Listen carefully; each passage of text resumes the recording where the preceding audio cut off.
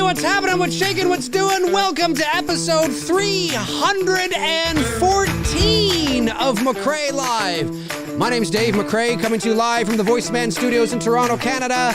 And tonight is the final McRae Live It's Me Billy Chapter 2 Fulfillment Perk episode. That's a mouthful, but it is. And we're finally getting these shows out of the way. Do it again, you son of a bitch! It's not long enough. It really isn't long enough. That's what she said. You know, really at the end of the day, folks, this is going to be a good show. Going to be a good show tonight. We've got two associate producers from It's Me Billy Chapter 2. Calvin Calvonics music all the way from beautiful British Columbia. We've got Steven DeRock from right here in the Toronto area. Two associate producers from Billy Chapter 2. Two viewers of the channel. They're going to be joining me on the show. Ladies and gentlemen, here they are right now, ladies and gentlemen. They are on. Calvin, Steven, thank you for joining me. Welcome to the show. Thank you for having me. I'm excited. I know. I was here, and there's really nowhere else to go from there. I mean, you know, no matter who you were, it was going to be. Thanks for having me. I appreciate it. Thanks for coming on. And then, you know, the energy just dips. No, but seriously, thanks for coming on the show. Really appreciate it. And thank you for being big contributors to It's Me Billy Chapter 2.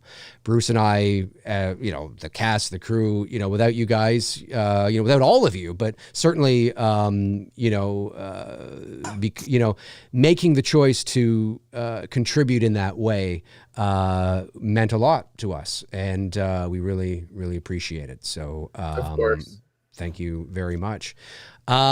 So, Steven, let's start with you. You are here in Toronto, in the GTA, the Greater Toronto area. You know exactly. What I'm saying? Yeah. And not Grand Theft Auto for our American friends. Although I've said many times, I think there should be a GTA. I think that would be Grand Theft Auto, Greater Toronto Area. You drive on, you know, the Gardner Expressway and all this kind of stuff. It's inside baseball. The American viewers have no idea what the hell we're talking about. But yeah, you are an indie filmmaker. You've made some short films. Yeah. Tell us a bit about your journey as a filmmaker. You go to a lot of cons. I see you getting a lot of photos with celebrities and stuff. It's like, you know, everybody. I mean, you know, everybody. I don't know how you do it. But tell us who you are, what's going on. Yeah, for sure. So yeah, my name's Steven DeRock. Some of you guys might know me from my YouTube channel, Geek Out Cinema. I did that. I'm not as active on that channel anymore. I used to at one point. I used to do a lot of live streams with different like actors, filmmakers, and interview them, and also just post like regular like horror themed content. And then I'll also post my short films on there. So I want to say I did my first short film. I think it was 2020, because it was like when COVID was just starting here. We just wrapped filming on my first short, and then the next day we got put into lockdown. So that my first short happened because of Lynn Griffin, who we both know. I interviewed her, and then we were talking about an idea, and then I wrote a script based on her idea. I was trying really hard to make something work with the actors union. It was just having a lot of hard times and headaches, and something for it to be my first like short film. It was like a lot to take in. But it was a learning experience. Lynn was, nice enough to sign some posters for us and understand that we had to I couldn't feature her in the movie as much as I wanted to, but I gave her a story by credit. We kept in touch, and it's funny because I just saw her. When was it? Last month, when they did the on-set cinema. Would have been in November, yeah. Toronto, November, so a couple months ago. I saw Lynn there, and her jaw dropped because I haven't seen her in like 3 years, and she was just like surprised to see me and to see who it was nice to catch up with her. She's super sweet. She is. I hope I get to work with her again one day. And then I did another short film, and this one came out last year. But also just to point out too, like my first film as well, before I go into the second, we did do the festival circuit before it got published on YouTube. And it did really well. We got, I think it was 20 awards and like close to like 40, 50 screenings. That's great. really good, and it felt really good, like for it to be my first film I've ever made. It was a good accomplishment. And then the second film I did was Murder, Madness, and Mayhem, which is another short film. I used the same cinematographer for that movie.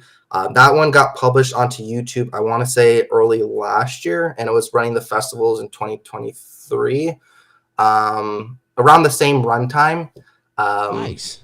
And then besides that, right now I'm back in school for advertising, so I'll be graduating next year around April. So That's a good skill to have. Yeah, I want to get into the entertainment field, like the business side of things, so like working for distribution or talent agencies or film studios, that type of thing. Right. And then I was also telling, like Dave before the show, I was telling you guys that I got into recently doing concert photography. So I did my first gig last year in October for the band The Midnight. And if you guys don't know them, they're a synthwave band from LA. And the reason why I also want to do that was because I also got video from the concert. What I'm doing is, you guys that are watching the show know Shelby from It's Me, Billy, Chapter 1. Shelby Handley. Yep. On Chapter 2. I worked with her on this project, and what we're doing is it's a short film tribute video to the Midnight. So we're going to be having one of their music tracks play, telling a story with two characters with Shelby, and then also showing concert footage from the live show. So that's Very something cool. I want to get done and released by this summer. And then besides that, that's pretty much it. Sounds busy. I mean, it sounds like but it sounds like you have a focus, right? You know what you want to do. You're back in school. You're taking advertising, which is a great skill to have. In marketing and distribution, as you said, and you never know where that's going to lead. So I think that's I think that's really cool. And you've had 2 short films play the festival circuit, so that's a good thing to have, on your resume as well. Right? Yeah. So I think it's really sure. cool. And you must be a huge Scream fan, because I see Scream posters behind you sitting right there. Now listen, I mean, I don't need to go on with me about the Scream, but before we, I have to ask you, and Calvin, you can jump in as well. What do you guys think of the Scream situation right now? I mean, it's Scream 7. I mean, I did a whole show last night talking about how it needs to die. No, but Scream 7, Stu, what do you think? What's going on? Talk to me. I guess I can go first. But so I actually talked to, because I know this is the third one out of this like new reboot trilogy that they're doing, even though it's probably gonna be separate from the last 2 that they made. I was lucky enough to interview the 2 directors and producer of Scream 5, who also made Scream 6. And, they're really talented. I think they might be producing the new one, but I'm really excited for Kevin Williamson to be directing this one, because I know Scream is his baby. The only thing that I really wish that Patrick Dempsey was coming back, because that was a big bummer for a lot of people when they saw the news of a different actor. I don't remember his name, the guy from Community. We'll see how he does. I know he was on that movie called It's a Wonderful Knife, and that one was actually a pretty good movie. He was in that. But we'll see what his role is. As far as with the whole they're bringing back the Scott Foley and Matthew Lillard. I don't think that they're going to do the ghost. Like, how like in part 5 and 6, they brought Billy back as a ghost. I don't think they'll do that again. It just feels like it's too repetitive and weird if they do it again. Because like, how is everyone all of a sudden all like seeing ghosts? I think I think they're gonna come back as like the voice changer is gonna be their voice. That's what I think, though. Interesting. Calvin, your thoughts? Scream 7, Stu. I had a similar thought. So I thought maybe not only is the voice gonna be maybe like Matthew Lillard's voice or Scott Foley's voice, but also the killer may be using AI to like screw with Sydney's head, so bring them back in that way. So that will give them a potential bigger role in that sense if that's the way they go. Interesting. Okay. So Yeah. so artificial intelligence, AI kind of thing. Right. Because it would be kind of in Scream's nature too. It would be commenting on the times. We're in the time of AI. So That's Video true. calls. it does. Yeah, exactly. Yeah. Yeah. Yeah. It Now, but definitely could work. here's my question for both of you. How would you feel about that, though? Like on the show last night, I had said, and I think there is some truth to this. I think I do. I think, I mean, you know, Scream fans, you know, I mean, only Scream fans can tell me, but I think, you know, there's theories. It's only going to be a voice changer. It's going to be AI. It's going to be a flashback to Sydney's mom's funeral. And maybe that's true. Maybe it's all of the above. And maybe it is one of those things. Don't you think that now that there's this announcement that Stu is back, that if that's all it was, could you imagine you sit in the theater, you're excited, of course, you're going to know a little more because of the trailers, but, you know, you're sitting there, and then it ends up being a, you know, 38-second flashback, and that's it. Wouldn't you be pissed? I mean, wouldn't Scream fans, because come on, Scream fans, they want Stu back. You want him back. You want him part of the narrative. He takes off the ghost face mask and he's all charred and burned and I've been waiting 40 years for that. I mean, that's what you want, isn't it? I mean, 40, what the hell's going on? But that's what you want. I mean, isn't that really deep down inside kind of what you're hoping for? I feels like, I mean, as much as fans want him alive, I think most of us like know he's like, think he's dead. Like he got crushed by a TV with his like on his skull. I think. Well, I mean, maybe. Yeah, but some victims have survived worse in the Scream franchise at this point. So that's true. I don't know. For me, I guess like I still think it is like it will be a little sad if it's a smaller role, but but Scott Foley himself said in an interview recently that it is a small role. Yeah, he got shot like 10 times. Well, his role has to be a small role because he got shot in the head. And so I mean, like, you know, but you know, to your point, if is it Chad? I mean, he got stabbed you know, what is it, 343,721 times in Scream 6? I mean, if he more than that, I mean, thank you, Calvin. Yes, more than that. If he can survive, I mean. Certainly, I mean, Stu could. Here's the thing, and like I said this on the show last night, I think the issue is not going to be that, look, I mean, okay, the TV fell. Okay, do I think the intention was to kill him? And yes, even though I know he's going to come back and Scream 3 and the whole Columbine, I get that. But do I think in that moment that he was supposed to be dead? Yes, I do. But could you figure out a way to bring him back? The TV fell on him, it electrocuted him, but not that badly. His pulse was very thin. They didn't realize it. He was moved out of the city. He was put it. Yes, you can figure out a way to justify that he survived the television. The real trick is going to be, where the hell has he been for 30 years? And how does Gail and Dewey and Sydney and the world not know that he's that he's alive? I mean, that's really going to be, because you don't want it to be like, oh, okay, I guess that works. You know, you want it to be like, oh, that's really good. Maybe it'd be a dream sequence. Oh yeah, please no. Maybe. I'm just gonna say. You know what? No, I kind of wish they didn't announce it at all and just let it be a surprise. I wish they, I kind of wish that too. And there's a big, and I don't think it's picked up a lot of steam, but there's a big sort of section of the fan base or some people out there, I should say, that feel that it could be a new Nightmare situation where they're playing fictionalized version of themselves. Yeah. I just don't think that's going to be it. I really, I think that's something where they could maybe move towards in the future. Yeah. But do I think that that's what Scream 7 is going to be? Hey, if Drew Barrymore is coming back, then maybe. But I don't know. I think that feels it just feels a little out of left field. I don't know. It just feels like they wouldn't do that. But New Nightmare was the 7th Nightmare, right? Well, it was, but like I said last night on the show, at that time, the Elm Street franchise was dead. I mean, Freddy's Dead was your last one. I mean, it was in the shitter. It was literally, It was diarrhea in the toilet, in the outhouse. You could smell it from your tent. I mean, that is what the Elm Street franchise was right before New Nightmare. The Scream franchise is hugely successful at the moment.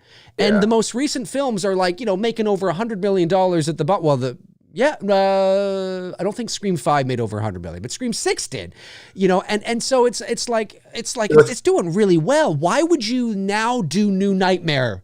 Scream? It feels a little out in left field to me. Yeah, I was gonna say too, like even before Part 5 came out, it feels like it was still such a big pulp culture phenomenon with everything going on with the con circuit. Like it's a movie legacy that's constantly developing and growing stronger just from the original film itself. So I think, honestly, my opinion, I think this should probably be the last Scream film. I just think that when a franchise goes on for so long, it loses its you know what I mean? It loses its quality and oomph. You just start not caring anymore, and I don't want that. I just want to have one last movie with Sidney being like the main character, and then ending it off. Like,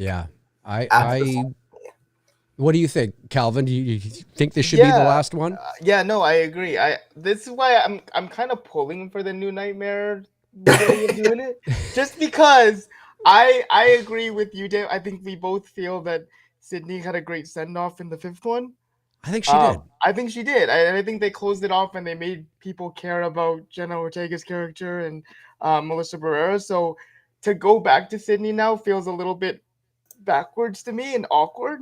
Right. So if it was a New Nightmare situation where it's like real life and she's playing herself, it justifies it better to me in my mind. So, Gotcha. Yeah. That makes sense. Yeah. And something too, like I feel, I said this on the show last night, but it bears repeating because it's like when you are bringing back Stu, it feels like it almost, and it's not that you can't make more. If there's one thing we know, they're gonna make more. But it feels like when you're bringing back Stu, that feels like an ace in the hole, right? It feels like you're playing the big card. That's something you do to end it all, right? I mean, that's like, we're gonna Stu's. It feels. I mean, where do you go from here? You're bringing Stu back, so now where do you go? Like, I mean, I guess Stu's story within Scream 7 could last over a couple of films, I guess, into 8, and you don't have to kill him in 7 necessarily, and maybe that's what sort of the plan is, so they can draw this big finale out maybe over for a few films. But at some point, this feels like, if Stu dies and Gail dies, let's say, and like, where do we go? Like, are we gonna, and then, a year later, Scream 9. It's like, what? I mean, what? Hello, Julie. It's like, who's this chick now? I mean, what are we doing here, folks? And so I feel it's like, especially if they bring back David Arquette, if Dewey comes back. Oh man, don't do that. Ooh, what if it's David Arquette the whole time? It's Dewey. He's fooled everybody. He's fooled everybody. Like Scary Movie with Doofy. That's right. What is your favorite of the franchise? Out of all the Scream films, what would be your favorite, Calvin? The first one, for sure. The first one, for sure. Yeah. It goes without saying. Like, I just feel like, as I mentioned yesterday, like the opening to the first one is my favorite opening in all of horror. Like, I could agree with that was the first scene that I remember as a kid. Like, I was 5 years old, probably shouldn't have been watching it at 5, but I watched it. And I just remember like my grandma coming into the room and yelling at the screen, saying like, "Why do you keep answering the phone?" And I have that memory always. So yeah, the first one's one of my favorite movies of all time. I love the rest, but none of it really comes close. Yeah, I hear you. And Steven, you're the same way, I guess, right? Same way. I know a lot of people hate it. I have a soft spot for Scream 3. Oh, me too. I love Scream 3. Yes. Oh, yeah. Okay. Tell me why. Because, as we know, Scream 3 is usually seen as the weakest entry, right? Scream 3 is like Wes Craven's New Nightmare to me. Okay. And I love New Nightmare. I love the idea of having that meta, of having everything coming back to like real life, like outside the film franchise. I just think that concept is so fun. Yeah. Interesting. Nobody seems to agree with me, but I've always felt, even as a kid watching it, that Roman in Scream 3 was the most terrifying killer. Like I thought he was the one that was quick. His kills were really quick. Like it just happens. Like, holy shit, how do you do that? Like he came out of nowhere. And I don't feel that with the rest of the Scream series. I feel like some of the killers struggle to kill the victim, or it takes a little longer, whereas Roman's very efficient. So I always thought if it was real, I'd be most afraid of him. Interesting. Okay, most afraid of Roman. Ooh, plus, I like it. I like the twist in part 3 where you think he died from the killer. Right. Like, has that been? I don't think that's been done in any other movies. That's the only one. And he's the only killer with the voice changer that has other voices as well, besides the classic ghost-faced voice. Yeah, exactly. Yeah. Interesting. And you know, it does have an ending. You know, I mean, well, all the movies, I mean, you could literally end it after the first one. That's the thing with the Scream franchise, right? Because they're whodunits, you have to find out who did it at the end of the movie. And the who did it ends up dying. And then that's kind of it. Like, you don't have to, there isn't a story thread. I know all the films are connected, but there isn't a story thread that the characters continue, but they're new villains each time. Yeah. And so unless the villains are going to be connected, I know that Billy Loomis's mother was the first, but you wouldn't have known that watching the end of the first movie. And then there's the second. And so, but at the end of the third movie, I mean, that's it. It's over, you know, and it's kind of, that's the end kind of thing. And I mean, you know, if that had been it, Scream 3 would have been right up there with The Dark Knight Rises and, you know, Return of the Jedi as, okay, you know, third. I mean, I know that, you know, you guys love it, but in terms of like, you know, in comparison in what the general audience probably thinks, that, you know, it's not quite maybe what they wanted, but it's still a okay movie. But then they did 4 and then, you know, 5 and 6, and I don't know, maybe, I don't know. I tend to think that that they have figured out a way to bring Stu back. Maybe it's his soul. Maybe they're getting into real jumping the shark territory, and his soul has been transferred into somebody else by way of, you know, Charles Lee Ray in Child's Play, and there's like some sort of soul sucking going on or something. I don't know. I gotta say though, the cast that has been announced though for the new Scream movie is really good. Yeah, like there's some really good names. I'm actually really excited for that. And I'm curious to see how well Kevin Williamson does in the director's chair, because he hasn't directed a lot. I think this is only his second film, if I'm not mistaken. And so it'll be interesting to see how he, and as far as we know, it's not from a script he's written, it's from somebody else's script. But I do think that since he's been brought on board, he's probably been brought into the creative fold in that manner, and, you know, probably made some tweaks or some notes or, you know, what have you. I'm curious to see how he does. I was looking forward to Christopher Landon directing it originally because I like his movies that he's made over the last. Happy Death Day and all that, right? But honestly, I think it was the right choice to have Kevin substitute. Well, why did Landon leave? Was it creative? Was it creative differences? Yeah, all the drama that was happening with Melissa. Right.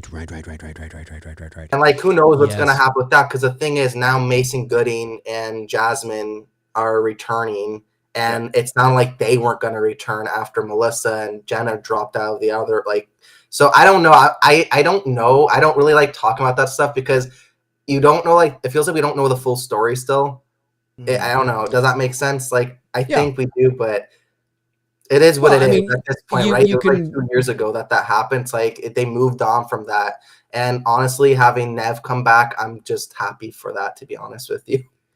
Yeah, I just hope that Nev gets at some point, I hope that Sidney Prescott gets a nice send-off, because she's had about 4 send-offs, and you know, and so better not kill her. You know, I'll be honest with you. I think she might. Tell me how would you feel about this? How would you feel about this? This is bold, and you guys know me. I'm going to take some risks. It's all about character and story. How would you feel about this? Nev survives. All right, Scream 7, Nev Campbell, Stu. Scream 7 ends.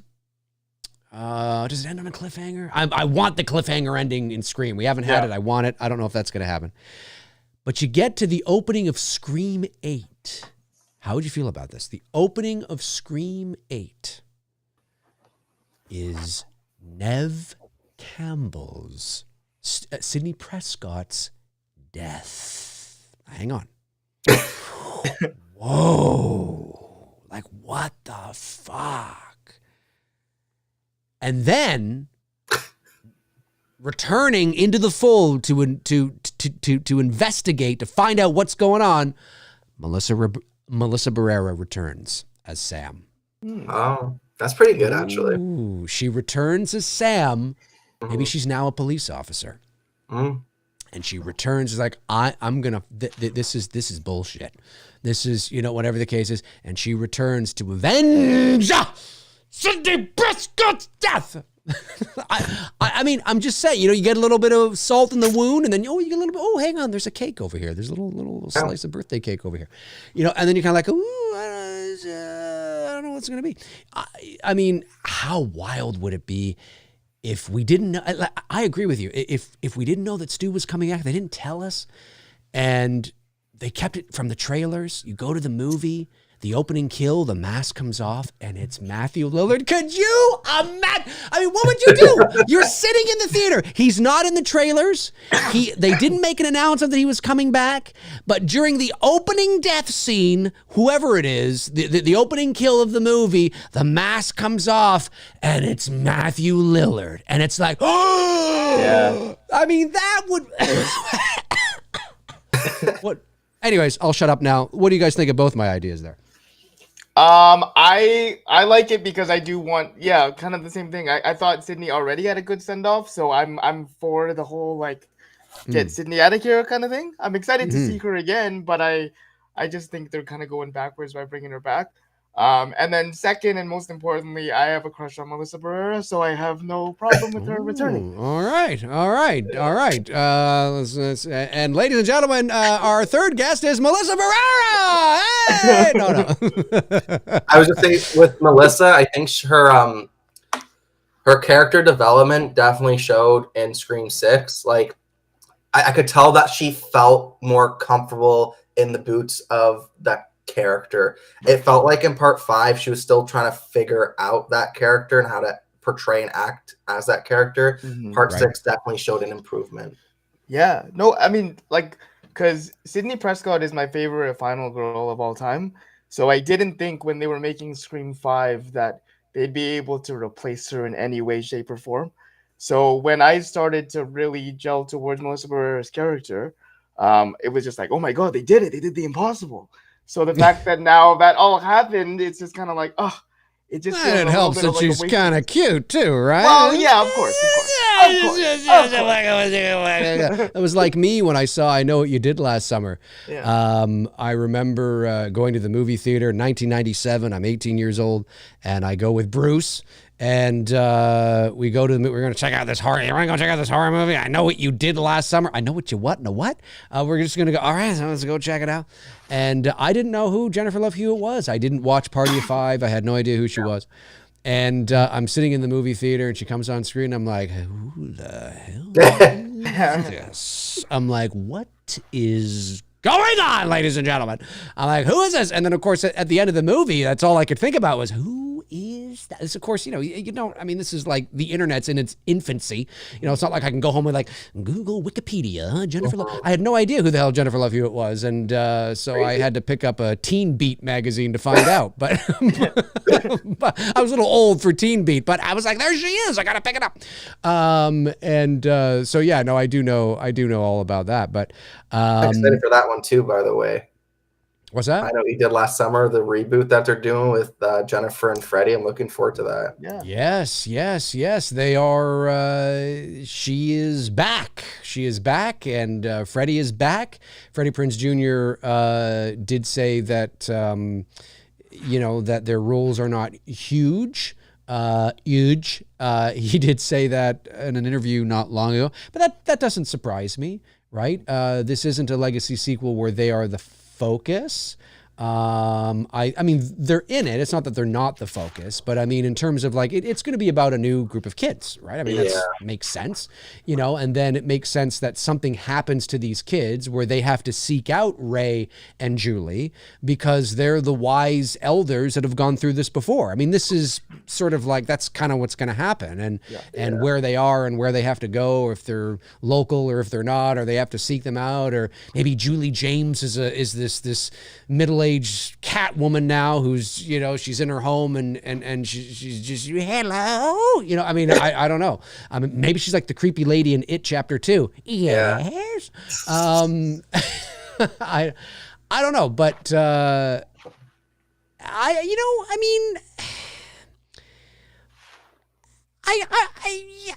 kind of looking forward to, like, I am, like, you know, I'm looking forward to it because of nostalgia. But the I Know What You Did Last Summer franchise didn't. I mean, it's not nearly successful. It's not nearly. It's not even close. They've got one good movie, really, and then kind of a divisive sequel, and then the straight to DVD. I never even saw part 3 because, like, I'm like, That was the first one I saw, unfortunately. Is it any good? Yeah. Like, I have it, but I've never seen it. Is it any good? Nope. No, it is not. Not at all. Nope. Ignore it. Just a hard no. Hard no. Yeah. That was, I remember, I remember being in Rogers Video, and for our American viewers, that's like the Canadian Blockbuster. We also had that here too. Old used video games there for like the PS2. That's right. And we also had Blockbuster here as well, but we had Rogers Video, which was another big chain. And I remember being in Rogers Video and seeing like about 5 copies of I'll Always Know What You Did Last Summer. And of course, the first thing I had to do was, is Jennifer Love Hewitt in this? She's not in this, and put it back, and then I didn't bother to rent it because she wasn't in it, and then I was like, this has to be straight to DVD. I don't remember hearing about this, and so I've never seen it, but you know, that first movie I think is, you know, I don't think it's a great horror movie, but I think it's an absolutely serviceable, you know, late 90s teenage horror movie. Like it's perfectly fine. There's nothing wrong with it. It's one of the better ones that came out at that time. Obviously not as good or as revered as Scream, although it is kind of just Scream, but you know, by a seaside in some ways. And you know, but it has its own little thing to it. And then they did, you know, I Still Know What You Did Last Summer. Only a year later, they ramped through that one, and that's it, except for the DVD one. And so, like, are you guys looking forward to? And I think it's just going to be called I Know What You Did Last Summer. I think we're just going to play that game again. Prime did a series short run, like one season before it got canceled. I never watched it, but I know they also did that. That was like 3 years ago, probably. They did. I watched it. I watched it. I didn't like it at all. Yeah, that's bad.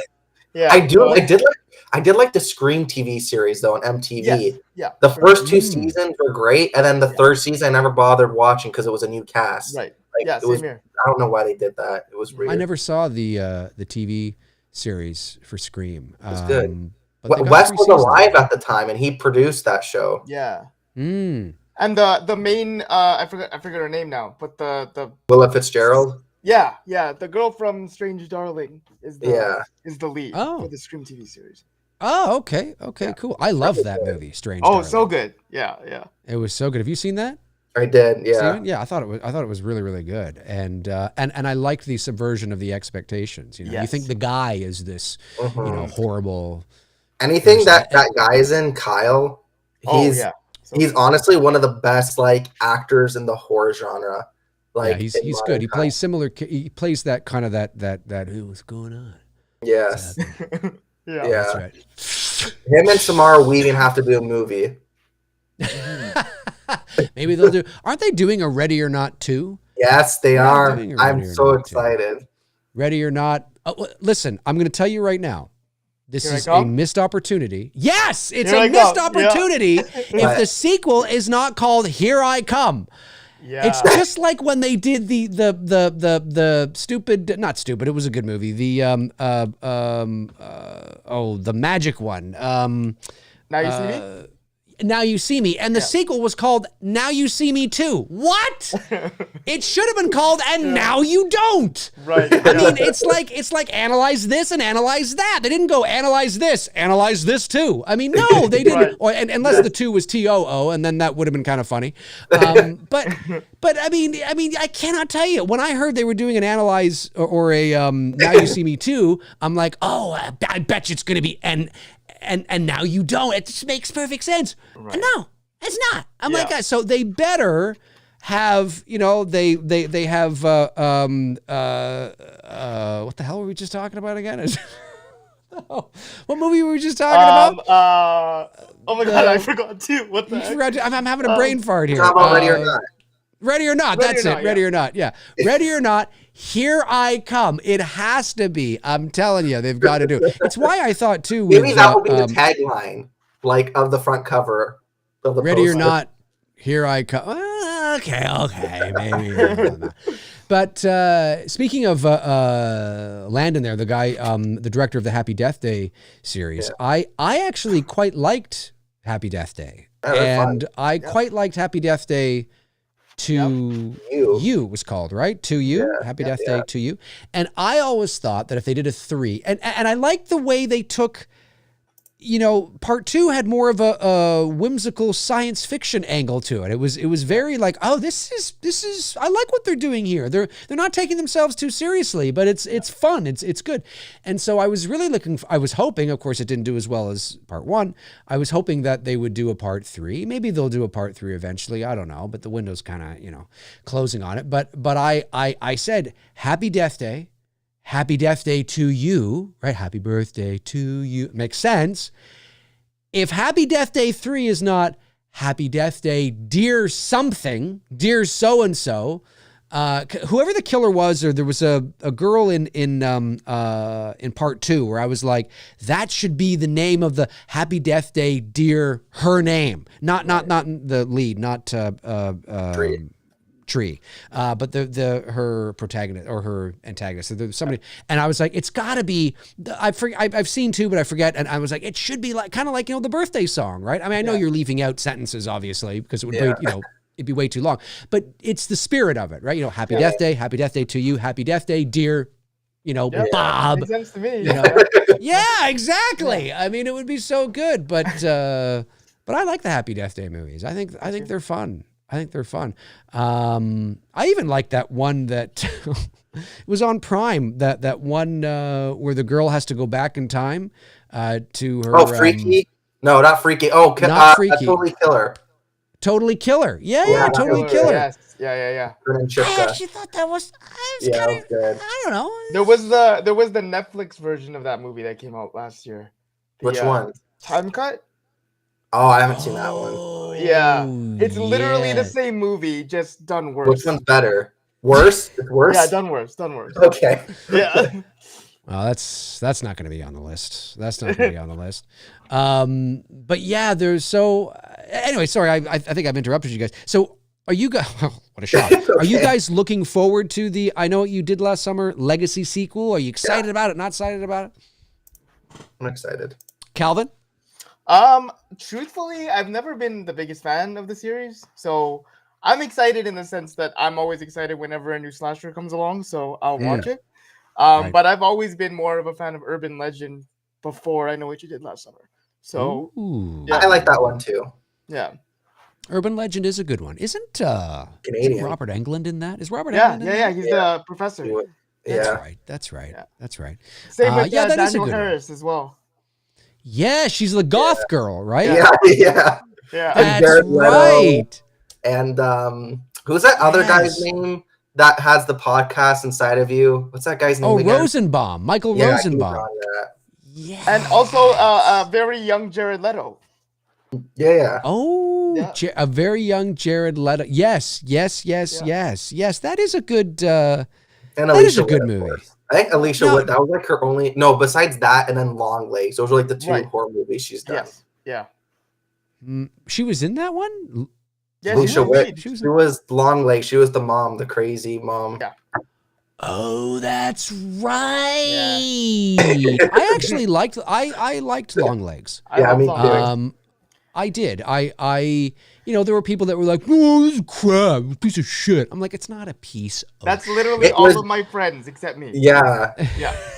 Yeah, no, I've heard the exact same thing. I think I liked it as like a filmmaker perspective because like it was something new and fresh. It was like a new idea that hasn't really been done before. Yeah. Like a new Yeah. spin Yeah. And into it. I just love the tone. You know, Yeah, I really, and you guys know this. I mean, I'm a huge fan of horror movies, you know, whether it's a horror psychological thriller, which is what that would be. It's in the horror genre, but it's, you know, it's a psychological thriller. I love films that set tones, and Yeah. Longlegs has a great tone through the use of cinematography and the lens choices they used and the pacing and the mood and the atmosphere and all that stuff I like to say, but just the tone of it is so great. And you know, I love films that again, you know, I've said this where you know, it could be two people talking in a room and you feel the atmosphere. You still feel the eeriness of the film.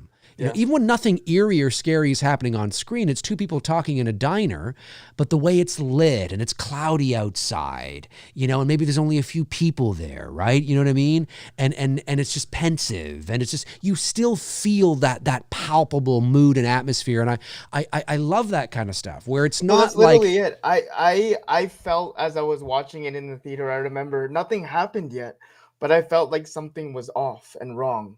And that's what really got me, because I got that same feeling with the first half of Insidious, the first one. Like, it's that same feeling. Yes. Yeah. Yes. Oh, the first Insidious, I think, is one of the best studio released, like major, you know, of the last 25 years. I do. I would put the first Insidious and the first The Conjuring in the, I mean, not that The Conjuring 2 is not good, but I just mean in terms of like mainstream studio release, because Longlegs obviously is Neon, you know, independently, you know, released. So was Talk to Me. So was, you know, Hereditary, and, you know, but when we're talking like major sort of bigger releases, by a major studio, you know, that first The Conjuring, I mean, I remember going to the theater to see it, and it was 2013, and of course it's packed, and there's nothing, and you guys know this, there's nothing better than being in a packed theater watching a horror, as long as the people are not insufferable, right? You know what I mean? But, you know, as long as you don't have insufferable people, but like, you know, a good audience, a fun audience, and an audience that is, you know, respectful, but, you know, fun during a great horror film. And, you know, where everybody's screaming and, you know, and laughing because they screamed and, you know, whatever it is. And that first Conjuring was like that. Very different experience from watching Insidious. I had about 2 or 3 hours to kill between voiceover sessions in Toronto, and I went to the theater at Dundas Square. And that they were playing Insidious, right? And so I'm in there and I'm alone, and there's 4 people behind me that just kept kicking my seat. And when something scary would happen. Now, there's no way they didn't know that they were not kicking my seat. There's no way. I think they were doing it because, I don't know, I'm 5'8". I don't look like I can do anything.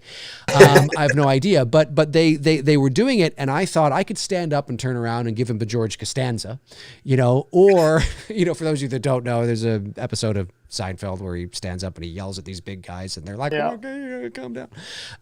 It's hilarious. And or I thought I could just sit here and not react to it at all. And so I never reacted to it. I just sat there and took it, you know, and I think it freaked them the fuck out. I think they were like, why isn't he reacting? What's going on? Like, is he alive? Did he die? You know. Anyway, it was just us, and but I loved it. I loved that first Insidious. So such a terrific film. And you're right, Calvin. When Rose Byrne, you know, her character when she's too. Yes, exactly. Oh, he's got great horror sensibilities. And when she's walking through the house, not the house they moved to, but the first house they have, right? I think it's the first house, or is it the house? No, it's the house they moved to. In Insidious, where she's walking through, and she's carrying the laundry, and you see that little boy in the corner off to the left. So good. So well done. And he's so not good, facing you, he's facing the wall. Yeah. But it was such a smart choice. And there's this nice music that's playing off of a record. The window's open. You can hear, you know, the Foley and the birds outside. And she's just walking through carrying a basket of laundry. And, you know, there's two ways you can play this. You can have the camera, you know, acknowledge the boy, right? So acknowledging it for the audience, where the camera, it's a tracking shot. It's a oneer. I don't know how long it is, but, you know, it's a little bit of a oneer. And we're following her. And then over on the side of the frame in the peripheral, if you're paying attention, you'll see it. If you're not paying attention, you're, you know, focused on her, you likely won't see it. But the camera could have gone like, not actually gone like this. I mean, like there's a boy, but they could have done, you know, the blocking in a way where she kind of favors that side more, and maybe she picks up something or whatever. So the camera, you know, so you see him, you know, it's very clear that he's there, but they didn't do that. They just, the camera was just straight. She's walking through the space, and there's just a boy in the corner. And you might have missed it. Was that a boy? Was that a doll? Was that a coat rack? Was just like, what? It's freaky as fuck. It's fantastic. It's fantastic. Yes. I'm telling you, it's great. I think my favorite scene from like the first Insidious is like when the alarm goes off, he goes get the door, comes up, and then there's like that, you hear the baby monitor with the voice, and then you just see the guy walking back so and good. forth. Yes. That's the best scene out of the whole movie for me, at least. Yeah. Oh, it is. It is. And yes, he's but I think I think that's, I know what I know the scene you're talking about, but I love the one where I think you're right. I think it is the monitor one. They come up to the baby room. I think the baby room's lit with like a reddish sort of hue nightlight. Yeah. And the crib is there. It's got those, you know, kind of curtains over the crib or whatever.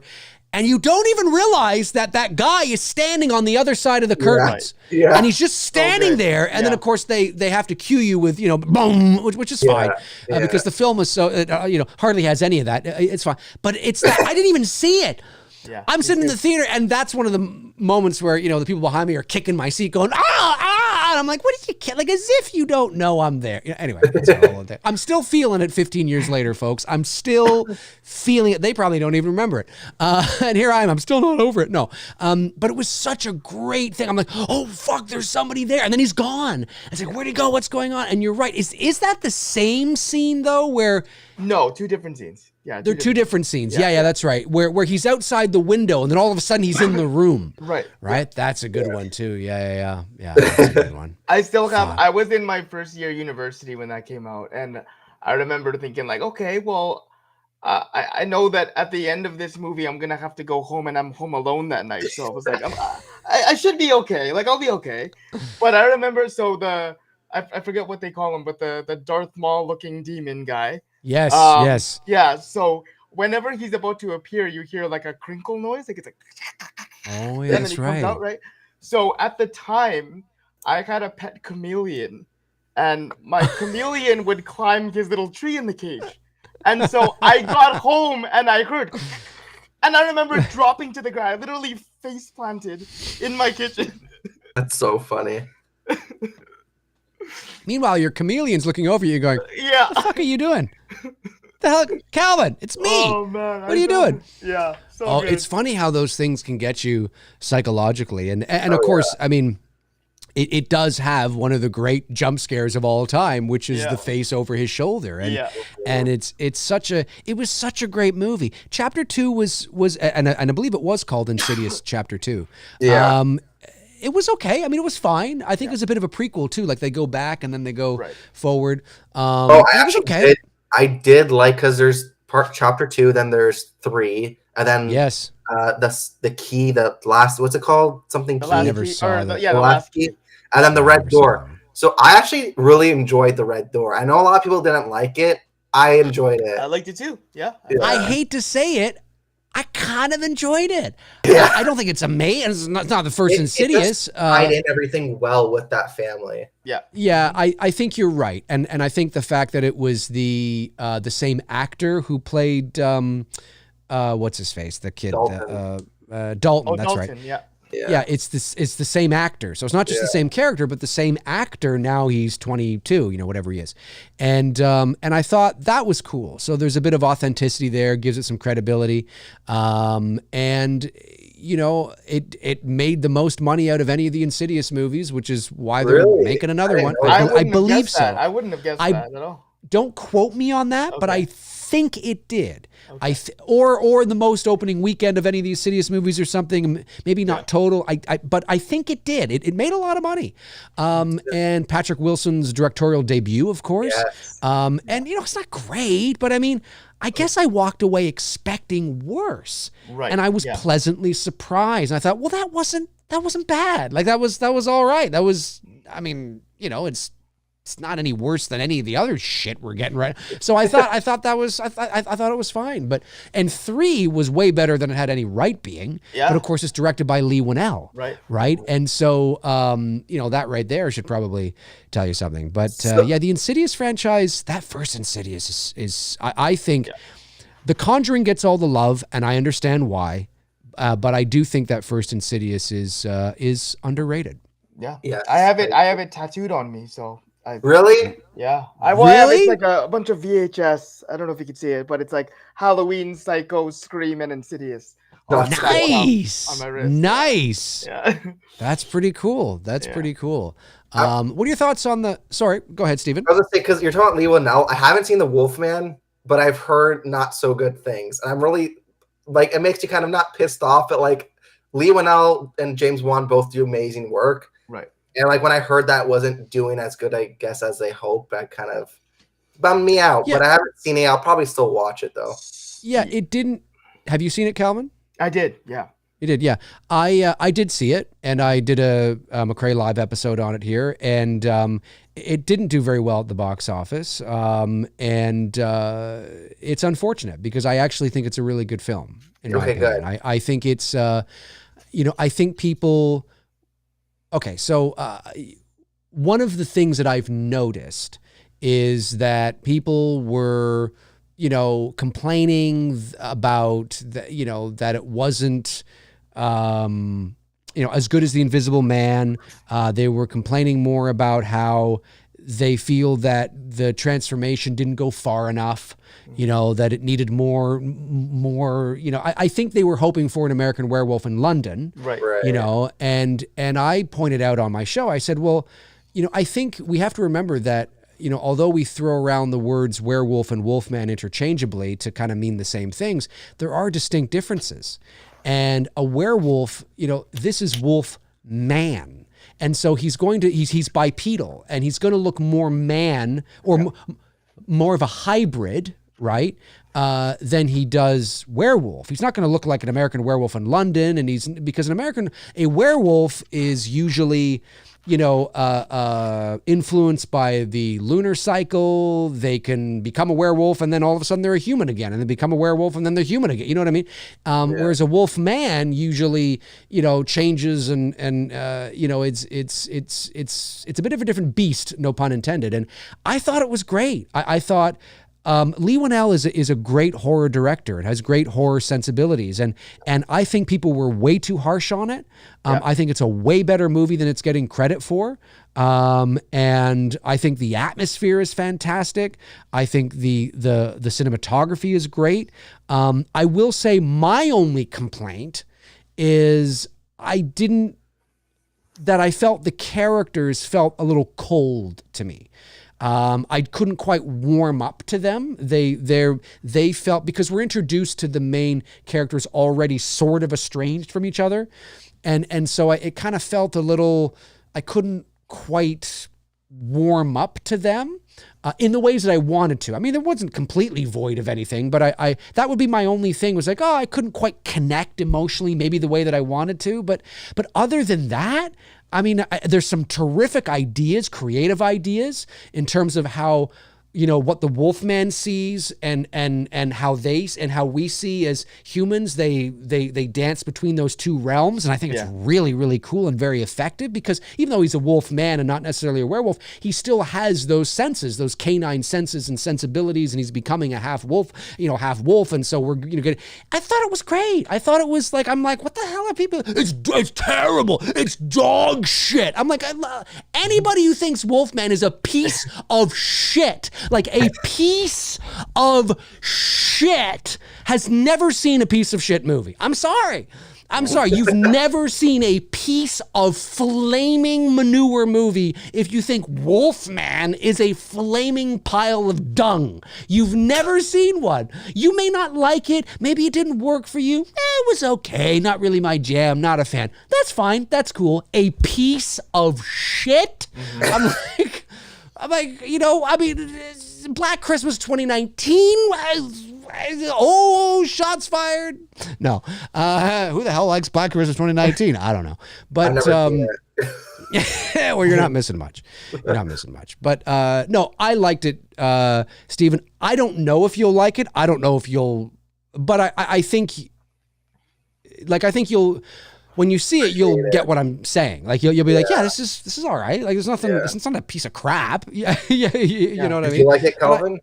Yeah, I did. I thought, I don't know. Well, one, I do really like Leigh Whannell as a director too. Like I always feel when I'm watching one of like a film of his, you can just feel when it's his film, because he has a really great way of building suspense above a lot of other directors today. I find, like, I feel like it's quality, and when the jump scares are there, they're meaningful jump scares. They don't feel cheap. So I really like that. And I thought the film was very claustrophobic, which I liked. Like I felt like it was very small towny, very like my understanding of like an old school wolf movie.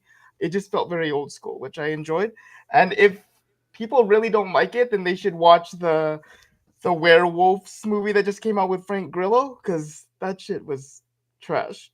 But I think that's what people wanted, right? Was a werewolf movie where he's moving through the town, killing people and ripping their heads off. Like I think that's what they want. And this was more like, again, although maybe I couldn't connect to the characters the way that I wanted to, there is a heart, there is a story here about family and about a father and a son, and you know, I don't want to spoil it, but there is some, like you said, Calvin, it's a smaller film, right? You know, the focus of the narrative is smaller. It's not an American Werewolf in London in right in the center of Piccadilly Circus. I mean, it's you know, this is in a cabin in the woods in the middle of nowhere. You know what I mean? So, but I thought it was well done. I thought it was well done, and I really enjoyed I watched it. Way it better. with my brother, and the one thing he did say that I agreed with was, he said, he just wished there was more, like one more even death scene by a wolf. So he thought maybe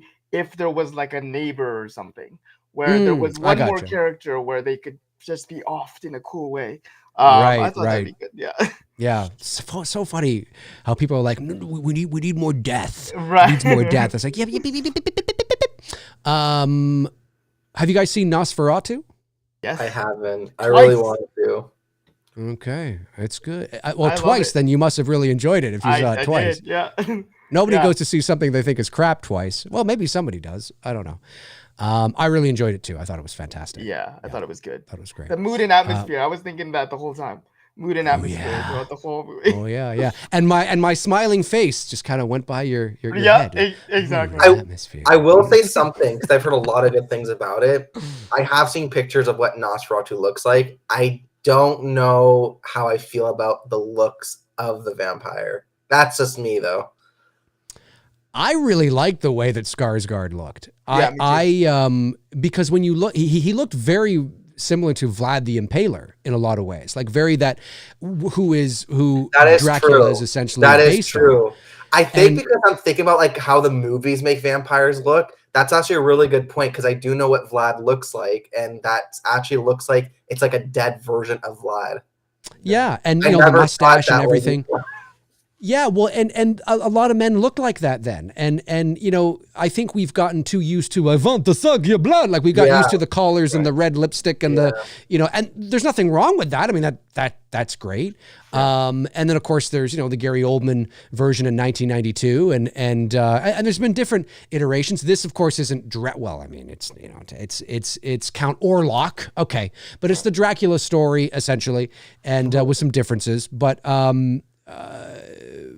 it is, but I mean, the cinematography is just fantastic. And the performances are really good and really strong. Johnny Depp's daughter was terrific. And the cast was great. And Willem Dafoe was great. And maybe, again, if there's one thing I had to complain about, maybe a tad on the long side. Like maybe you could have shaved 15 minutes off, maybe.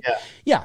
Like maybe you could have shaved 10, 50 minutes off, maybe, but okay, whatever. I mean, it's really, really well done. The performances are great. Skarsgård is unrecognizable, like literally unrecognizable. I would never have known that was Bill Skarsgård at all. And I thought it was, again, it's nothing, I guess I'll say that there's nothing new, really. So if you know the classic Dracula story or the Nosferatu story, it is just that story. So you're just, so you know the story beats. Oh, okay. So he's got to go. There's real estate. He's got to go to the castle, and he travels there, and he meets this little town, and then he's got to, and then he's got to come back. Like there's nothing. It's not like they turn, like it's a reimagining of the story. Right. It's not really a reimagining of the story. It is that story again. And so if you are expecting a reimagining of the story where this time, no, he comes to him, and, you know, or now it takes place over here, or there is no this person, or that character doesn't exist, or no, it is exactly what you will expect from the story. So cool.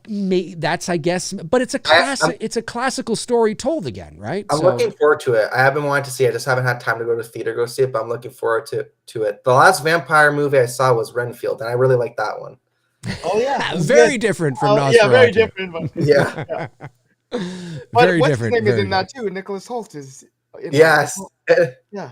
Oh yes, he is. Yeah. He is. I haven't seen Renfield yet, but I would like to see it. I got to catch him on the Twilight movies. No. I'm not good. Well, I heard something about Taylor Lautner is doing some sort of meta werewolf movie or something recently. I don't know if you guys know about that. No, probably not. You're not following the Taylor Lautner news, are you? No. Okay.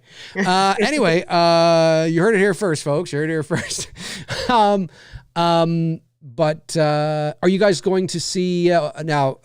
If you have seen it already, let's keep it spoiler free because they just came out, and I haven't seen them yet. But it is Heart Eyes and Companion.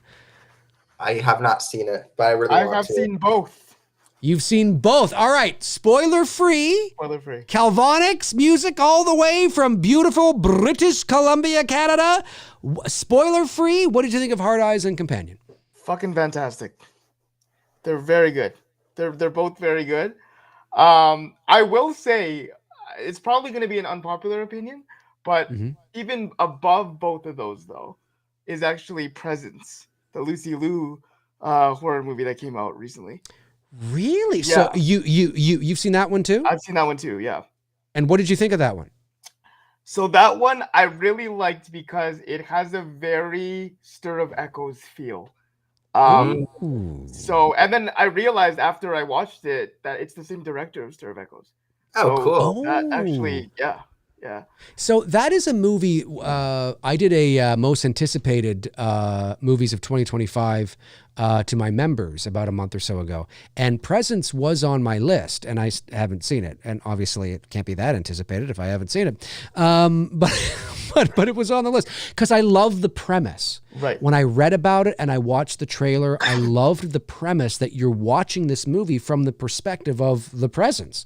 Right. And that's not a spoiler, folks. That's kind of part of the shtick. Right. And however, again, without spoilers, one of the things that I have heard some people say is they go in expecting a horror movie and they realize it's not really a horror movie or a horror movie in the ways that maybe they're expecting it to be. Is there some truth to that? Yeah. Just kind of in the same way of like if I mean, I know you, Dave, have seen Stir of Echoes. Yes. And I think what I really love about that film, and I've always said this to people, because whenever somebody asks me, what is the movie that scared you the most? I always mention that one, because to me, that is the closest thing in my head of what a ghost is actually like. That's the one with Kevin Bacon, right? Yes. Yes. Okay, 1999. I watched that for the first time last year. Okay. Did you like it? I liked it. I like ghost story movies, and it was well Right. done. I liked it. Yeah, so I just thought it wasn't very it's Underrated. not, you know, it's not like demons, it's not like and like, you know, somebody's trying to kill somebody, or they're, you know, it's more subtle, and I think Right. Presence does that just in a different way. So as you said, it from the perspective of the actual presence. Right. And there's just a lot of subtle scenes where not much is happening, but I've had experiences of what I feel like, you know, ghost experiences, and it reminded me a lot of what I was watching. So that's what really got me. It sounds like it's right up my alley. You know, I mean, you know, you guys know me. I mean, I'm all about that nuance and that subtlety and that less is more, and you know, building that pace and that mood, and you know, yeah. I mean, I'm not a. I mean, you know, there's room for everybody at the table, of course, but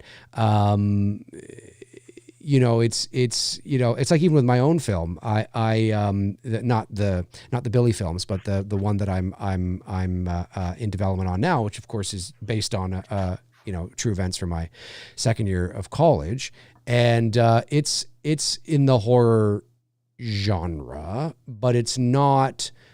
You know, it's not it shouldn't be. It better not be a slasher movie if it's based on true events. I'll tell you that. Really? True events? It's like, say you're calling it a slasher movie? But it's not that. It's not it is more of a, it's more of I don't know what to compare it to, because I don't want to give any spoilers or anything like that. But it's more nuanced, more you know, mood and atmospheric, and it's elevated as well, because it deals with a lot of philosophical questions and you know, the state of reality and you know, and that kind of stuff. And if that doesn't sound exciting to you, well then not you guys, I meant, you know, anybody watching, then it probably wouldn't be. You know, I mean, but I love those kinds of movies. Like those are the kind, like I want to make, you know, with this film in particular, I've written a film that I want to watch. Do you know what I mean? Like these are the kind of movies I like to watch.